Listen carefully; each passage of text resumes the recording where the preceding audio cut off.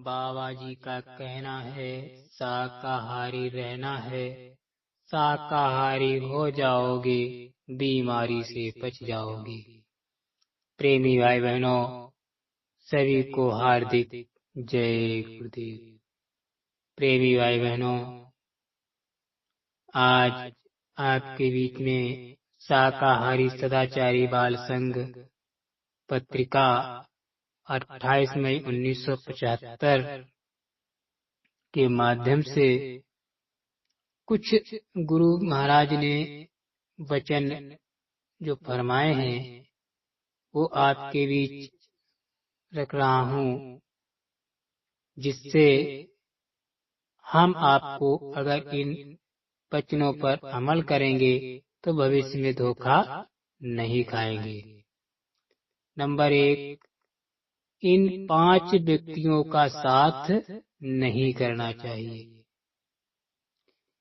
एक, जो झूठ बोलता हो, जो झूठ बोलता हो उसका साथ नहीं करना चाहिए। नंबर 2, मूर्ख जो हित के समय तुम्हारी हानि करा दे। अगर ऐसा कोई व्यक्ति है जो अपना हित चाहे और तुम्हारी हानि करा दे। नंबर 3, कंजूस जो उचित समय पर शुभ कर्म में तुम्हें व्यय न करने दे। ऐसे व्यक्ति का साथ नहीं करना चाहिए जो कि हम कोई शुभ कार्य कर रहे हों उसमें वो पैसा या समय खर्च करने से रोकता हो। नंबर 4, मलिन हृदय अर्थात ओछा और कमीना पुरुष जो कि आवश्यकता के अवसर पर तुम्हारे काम ना आवे। ऐसे व्यक्ति से हमेशा दूर रहना चाहिए। नंबर 5, विश्वासघाती जो कि अपना लाभ देखकर तुम्हारी हानि करा दे।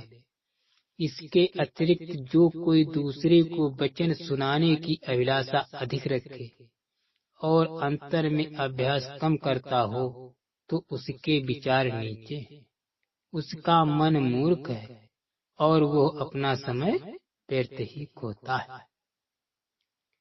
इन 5 व्यक्तियों का अगर आप साथ नहीं करेंगे तो सतगुरु की दया से आप वंचित नहीं रहेंगे।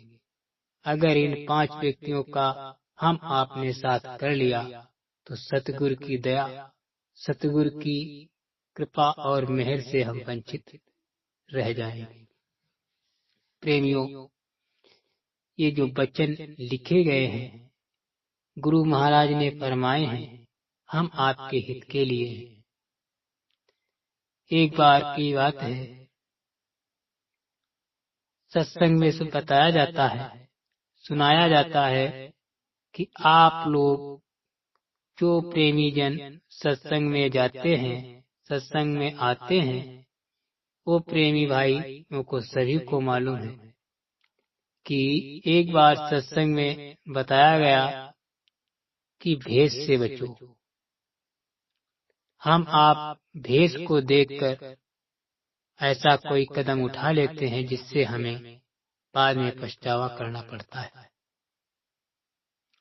तो प्रेमी भाई बहनों, भेष बना करके बहुरूपिया भी आता है, पुलिस की वर्दी पहने होता है, उसको जो है कोई अथॉरिटी नहीं होती है कि किसी को पकड़ के बंद कर दे या केस लगा दे। लेकिन पुलिस वाला जो होता है उसको सारी अथॉरिटी होती है कि वो आपको बंद करके आप पर केस भी लगा सकता है। लेकिन भेष से जो है हम आप पता नहीं लगा सकते। ये तो दया सतगुरु की होती है, जब हम पता लगा लेंगे कि कौन कैसा है। एक समय की बात है, एक वृक्ष पर एक पक्षी का जोड़ा कबूतर और कबूतरी का बैठा हुआ था और उधर से 2 बहेलिया शिकार के वास्ते आ रहे थे। उनका वेशभूषा महात्मा जैसी थी। गेरुआ वस्त्र का जो थे वो कुर्ता पैजामा जो भी होता है वो पहने हुए थे, जटा रखाए हुए थे और माला भी पड़ी हुई थी। तो जो पक्षी उस पर बैठे हुए थे वो आपस में वार्तालाप करने लगे। मादा पक्षी ने नर पक्षी से कहा कि हमें लगता है ये कोई शिकारी आ रहा है, कि हम आपको मार कर खा जाएगा, इसलिए हम यहाँ से प्रस्थान कर दें। तो नर पक्षी ने कहा मादा पक्षी से, ऐसा नहीं, ये कोई बहेलिये या शिकारी नहीं है, ये महात्मा है। तो मादा पक्षी ने नर पक्षी से कहा अगर महात्मा है तो इनके पास तर्कस क्यों है? तो उन्होंने कहा हो सकता है किसी जंगली जानवर या किसी के डर के कारण ये अपना तर्कस बाण और धनुष लिए टहल रहे हैं। विशेष ध्यान मादा पक्षी के बात पर नर पक्षी ने नहीं दिया। वो आप बैठे रहे। धीरे धीरे ये जो बहेलिये थे महात्मा के भेष में ये आगे को बढ़ने लगे।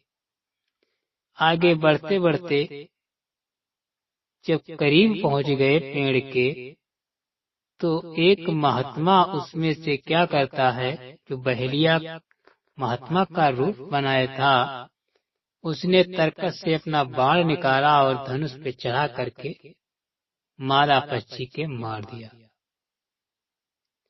लेकिन मादा पक्षी और नर पक्षी दोनों एक ही डाल पे थे, तो मादा पक्षी के बजाय नर पक्षी के लगा, मादा पक्षी उड़ गई।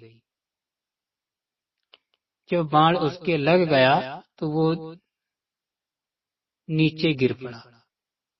नीचे गिरने के बाद उसको वो उठा ले गए और अपना जो भी खान पान है उसको बना लिया।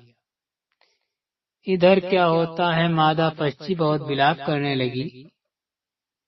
विलाप करने के बाद उसने सोचा कि इसका जो है बदला या इसका पश्चाताप कैसे किया जाए, तो उसने एक विचार भावना बनाई। उसी राज्य में एक राजा रहता था। तो राजा के पास मादा पक्षी गई और फरियाद की कि हे राजन, हम और हमारे पति एक डाल पे बैठे हुए थे और उधर से महात्मा के भेष में दो बहेलिया आए और हमारे पर तर्कस से निकाल करके बाण चला दिए, जो कि हम वहां से उड़ गई और हमारे पति देव के जो है बाण लग गया, उसको उन्होंने मार डाला। राजा ने मादा पक्षी की बात सुनकर कहा ठीक है, अपने दरबारियों को हुक्म दे दिया कि जाओ उन बहेलियों को पकड़ के लाओ। तो वहां के जो कर्मचारी होते हैं वो उनको पकड़ करके दरबार में पेश कर दिया। तो मादा पक्षी से राजन बोले, कल अब बताइए इनको कौन सी सजा दी जाए। तो मादा पक्षी ने कहा, हे राजन, इनको कोई सजा नहीं, इनको सिर्फ एक सजा दी जाए। तो राजा ने कहा कौन सी सजा? सजा इनको सिर्फ ये दी जाए, इनके कपड़े उतरवा लिए जाएं और ये जो महात्मा रूपी आडंबर इनके पास है वो भी हटा दिया जाए। तो राजा ने कहा ठीक है। अपने कर्मचारियों से, जो स्थापक लोगों से कहा कि जिस प्रकार से इस मादा पक्षी ने कहा वैसा हुक्म का पालन किया जाए। तो उनके कपड़े उतरवा लिए गए और जो महात्मा रूपी उनके पास आडंबर था वो सब हटा लिया गया। ये सब करने के बाद राजा माधापक्षी से बोला कि ये बताइए, आपने इनको फांसी और सूली क्यों नहीं दिलवाया? अगर आप चाहती तो उनको हम फांसी भी दे सकते थे, सूली पे टांग भी सकते थे, लेकिन तुमने ऐसा क्यों किया? तो माधापक्षी ने कहा कि अगर इनको तुम मार देते या सूली चढ़ा देते तो जो सृष्टि में ऐसे और महात्मा पैदा होते, पहलिया महात्मा बन करके वेश धारण करके किसी और पक्षी या किसी और जानवर या किसी मनुष्य के साथ छल कर सकते थे, लेकिन मैंने भेष इसलिए हटवाया कि ये पूरे समाज को एक सीख मिल जाए कि भेष कोई जरूरी नहीं है कि उसी भेष में जिस भेष का वो रखे है वो वही भेष का आदमी हो। इसीलिए प्रेमी भाई बहनों, सत्संग में बताया जाता है कि भेष जो है बनाने से कभी भी विश्वास उस पर मत करना। अगर कोई भी प्रेमी है सदरी टोपी बांधकर आपके दरवाजे पर आता है और कहता है कि मैं 10, 20, 50 साल का नामदानी हूँ, लेकिन आप लोग विश्वास मत करना। जब तक उसकी करनी भरनी देख लेना, पूछ लेना। और जो गुरु महाराज ने 5 नाम, 5 रूप, 5 स्थान, 5 बाजे आवाजें ये सब बताई हैं, उनके अनुसार अगर आप उससे प्रश्न करेंगे, अगर उनका सटीक जवाब दे देता है तो आप विश्वास कर लेना कि ये हमारा सत्संगी प्रेमी भाई है। नहीं तो ऐसा होता है कि घर में देवियां रहती हैं और उधर से कोई छल करके या किसी अन्य प्रकार का पुरुष सदरी टोपी में आता है तो महिलाएं भ्रमित हो जाती हैं। इसलिए कभी भी भेष पर विश्वास मत करना जब तक आपको दृढ़ विश्वास न हो जाए कि ये हमारा सगा संबंधी या सगा प्रेमी न है। तब तक आप उनको घर में जाने की इजाजत तक भी मत देना, क्योंकि भेष में बहुत छलिए भी घूमते हैं, बहुत चोर डाकू बदमाश भी घूमते हैं, क्योंकि भेष धारण करने में टाइम नहीं लगता है। भेष धारण करने वाला बनने में बहुत टाइम लगता है। अगर हम आप जय गुरुदेव बनने में तो टाइम नहीं लगेगा। सदरी टोपी पहनकर आप कहीं भी चले जाओ, जय गुरुदेव ही कहलाओगे, लेकिन गुरु वचनों पर चलना, उनके कहे अनुसार अमल करना, ये बड़ा कठिन है। ये वही कर सकता है जो संत सतगुरु के पास आता जाता है, उनके वचनों को अमल करता है, उनके बताए हुए रास्ते पर चलता है, उसकी करनी भरनी जो है सही होती है, उसके अंदर संतोष आता है, उसके अंदर क्षमाशील आता है। लेकिन संसारियों जो वेश धारण कर लेते हैं उनके अंदर ये चीजें नहीं आती। इसलिए प्रेमी भाई बहनों, शाकाहारी सदाचारी बाल संघ पत्रिका 28 मई 1975 में जो ये 5 व्यक्तियों का साथ नहीं करना चाहिए, इसके अनुसार हम आप चलेंगे तो कभी भी धोखा नहीं खाएंगे। कोई भी धर्म ग्रंथ, कोई भी सत्संग, कोई भी महात्मा, कोई भी ऐसा नहीं कहता है कि झूठ बोला जाए, किसी को धोखा दिया जाए, किसी के प्रति चुगली या किसी की निंदा की जाए।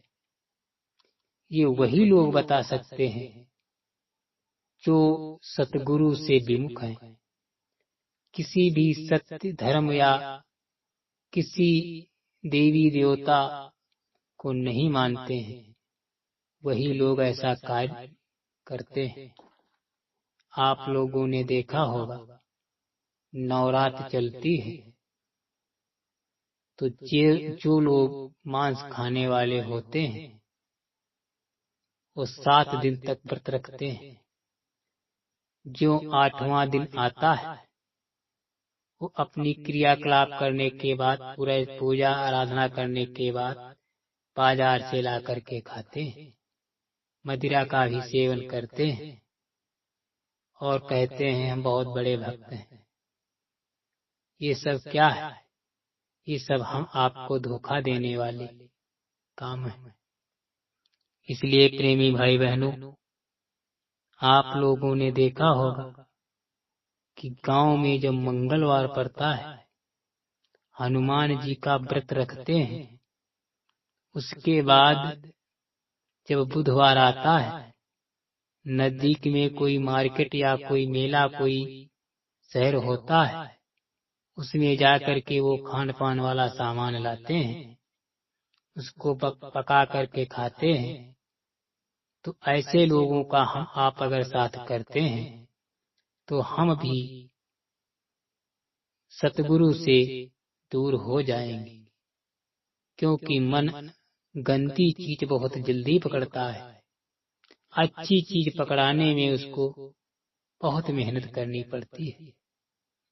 जिस प्रकार से हम आप गुरु महाराज का दर्शन करते हैं, उसके बाद ध्यान भजन पर बैठते हैं, तो गुरु महाराज का चित्र आने में बहुत दिक्कत करता है। लेकिन जब हम आप कोई नौटंकी ड्रामा या ऑर्केस्ट्रा देखते हैं, अश्लील चित्र देखते हैं, भजन करने बैठते हैं, तो वो चित्र, वो आकृतियां, वो रहस्य सर्वप्रथम आता है।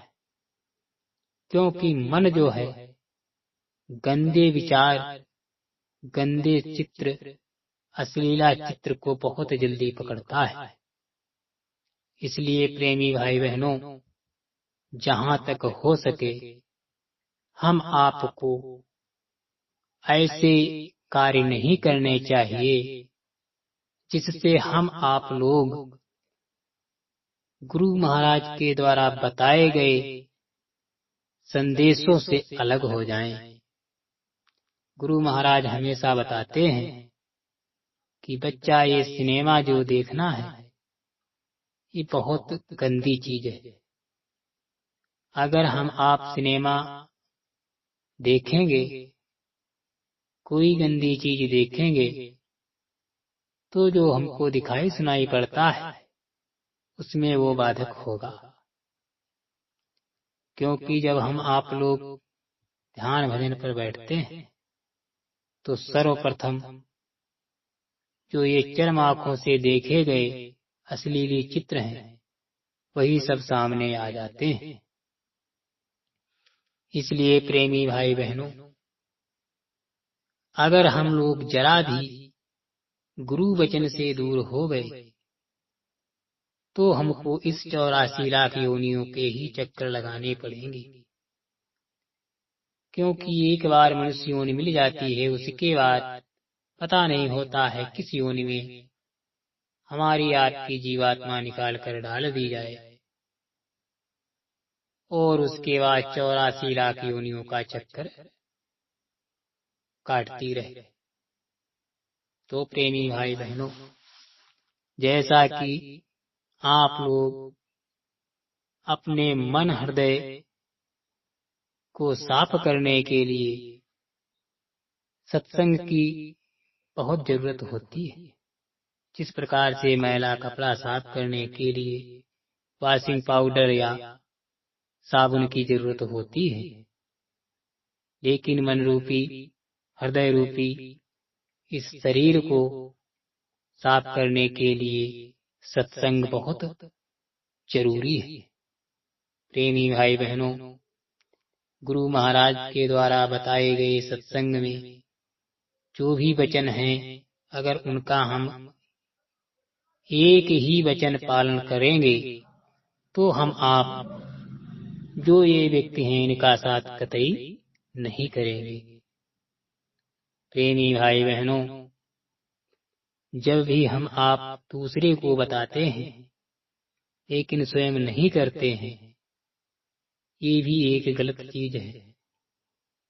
अगर हम आप करते रहेंगे, दूसरे को बताएंगे, तो जल्दी से असर उसके पर होगा। अगर हम आप यूं ही गाना गाते रहेंगे और दूसरे को बताते रहेंगे, हम स्वयं ये चीजें नहीं करेंगे, तो वो भी नहीं करेगा। जिस प्रकार से हम आप कोई धूम्रपान करते हों, अगले व्यक्ति या अगले बच्चे या अगले युवा से कहेंगे कि भैया ये धूम्रपान छोड़ दो, तो वो पटाख से जवाब दे देगा कि भाई हम तो निगुरा हैं, आप जय गुरुदेव हो, गुरु भक्त हो, आप क्यों नहीं छोड़ देते।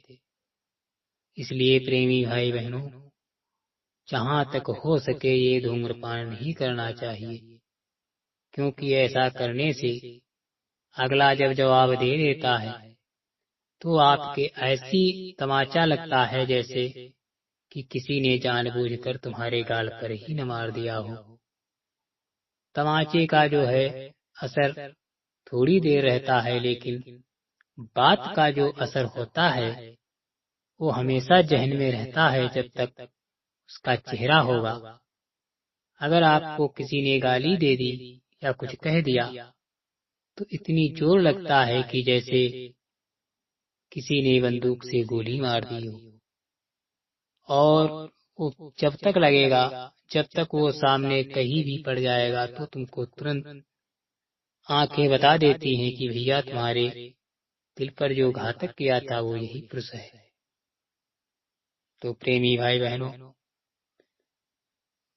आप लोग, हम लोग अगर ऐसा करते हैं, कोई गंदे खान पान या कुछ करते हैं, तो इसको छोड़ देना चाहिए, क्योंकि गुरु हम आपके समर्थ हैं। गुरु महाराज ने कहा था कि हम आए वही देश से जहाँ तुम्हारो धाम, तुमको घर पहुँचावना एक हमारो काम। इसलिए प्रेमी भाई बहनों, हम आपको एक एक वचन गुरु महाराज का मानना है, तभी हम लोग को या आप लोग सभी लोग मिल बैठ करके भजन कर सकते हो। आपको गुरु महाराज ने जो बताया है, बहुत से सत्संगी प्रेमी भाई बहन हैं जो गुरु महाराज के समय में नामदान नहीं लिए, उनको कम मेहनत करनी पड़ती है, लेकिन जो पुराने प्रेमी भाई बहन हैं उनको अधिक मेहनत करनी पड़ेगी, क्योंकि उस समय गुरु महाराज 5 रूप 5 स्थान 5 आवाजें बताते थे, लेकिन अब महाराज जी ने जो सरल कर दिया है, केवल जय गुरुदेव नाम ही दे दिया है, लेकिन ध्यान और भजन वैसा ही रहेगा। तो प्रेमी भाई बहनों, कभी भी गलत में ये मत पड़ना कि अब केवल जय गुरुदेव ही रटना है। ऐसा नहीं करना है, क्योंकि जो पुरानी नामदानी है, गुरु महाराज के शिष्य हैं, वो अपना वही नाम जपेंगे, उसी से उनका कल्याण होने वाला है। जो नए प्रेमी जन हैं, उनको महाराज जी ने जो सरल युक्ति बता दी है, उनका इस प्रकार से उद्धार होगा। तो प्रेमी भाई बहनों, आप सभी लोगों के बीच ये प्रसंग रखा गया। अगर आप लोगों को अच्छा लगे तो आप लोग इस पर अमल करिएगा। अगर आपको जरा भी गलती हो रही है, अच्छा नहीं लग रहा है, तो हम आपके चरणों में मत्था रख करके माफी मांगते हैं। जय गुरुदेव।